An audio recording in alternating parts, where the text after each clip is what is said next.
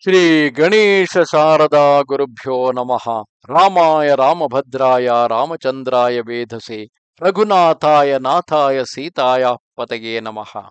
Welcome to all for this session on Ramayana to chapter 42 of Aranya Kanda. After trying his best to counsel Ravana not to go against Rama, not to involve in abduction of Sita, which will only bring death to him as well to Sri Lanka and to his whole clan of demons, Ravana has decided to go ahead with his plan and even threatened to kill Maricha. So Maricha decided to die at the hands of Rama rather than dying instantly at the hands of Ravana. Having addressed these bitter words to Ravana, Maricha, full of apprehension, said, "Let us go. But know that when I come before that warrior furnished with arrows, sword, and bow, which he will wield to my destruction, my life is forfeit. Nay, he who opposes Rama will not return alive. For you, he will prove the god of death. He will prove the rod of death, and you shall fall beneath his blows. In that way can I further your evil design, yet I will go. May prosperity attend you, O Ranger of the Night." Highly gratified by these words, Ravana, embracing him warmly, addressed him in honeyed accents, saying, "This magnanimity is worth of you. Now that you are willing to accede to my request, I know you truly to be Maricha. There are here too before another demon was addressing me. Do yourself with me ascend my winged chariot, encrusted with gems, to which mules with goblins' heads are harnessed. Having captivated Vaidehi in accord with my desire, fly, fly with me, and she, being left alone, will be forcibly borne away by me." "Be it so," answered Tataka's son. Whereupon Ravana mounted the chariot resembling a celestial car, and leaving that solitary place set out with all speed, looking down on many villages, forests, mountains, rivers, kingdoms, and cities. They finally reached the forest of Dandaka, in which Rama's hermitage stood. Descending from the golden chariot, the lord of the Titans, accompanied by Maricha, beheld Rama's retreat, and taking that demon by hand, Ravana said to him, "Here is Rama's hermitage shaded by palm trees.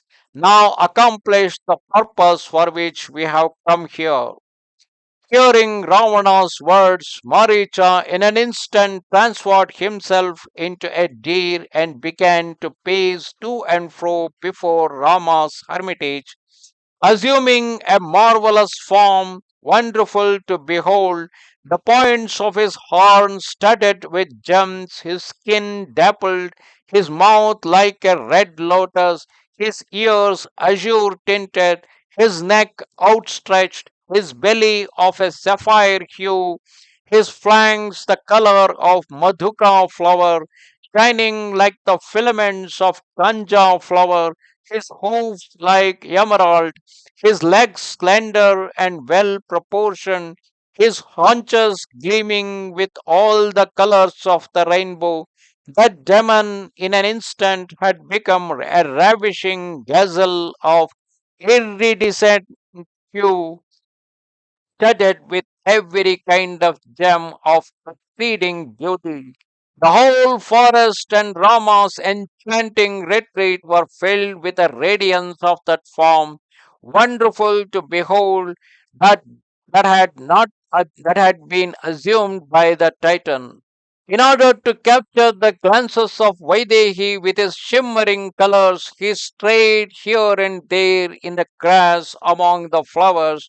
His skin was stippled with hundreds of silver spots.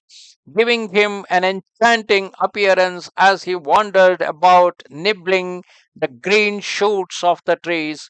Approaching the circle of palm trees, he paused slowly here and there between the Karnikara trees in the hermitage, sometimes appearing in full view of Sita.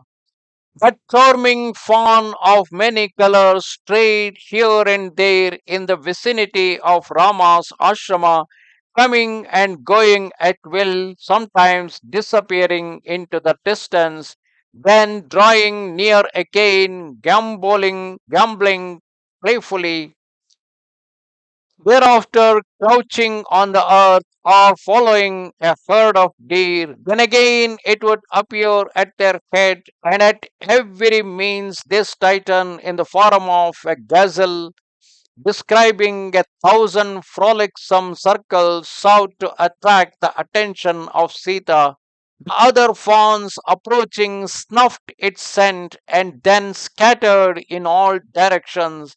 But the demon who formerly had taken delight in slaying them, now, in order not to betray his real nature, abstained from molesting those who approached him.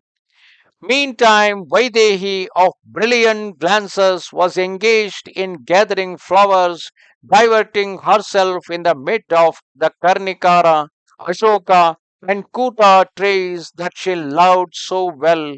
As she wandered here and there, plucking the blossoms, that princess of tender looks, who did not merit exile in the forest, saw before her the fawn studded with precious gems, its limbs encrusted with diamonds and pearls. Beholding that doe with its beautiful teeth and lips, its skin the color of silver, the slender waisted Sita opened her eyes wide in wonder and delight, and the marvelous fawn, seeing Rama's beloved consort, continued to pace to and fro before her, illumining the forest. Looking at the deer never before seen by man, Sita, the daughter of Janaka, was amazed. Thus ended chapter 42 of Aranya Kanda in Ramayana. Here in this chapter, finally, Maricha decides to cheat upon Sita in order to help Ravana in abducting her.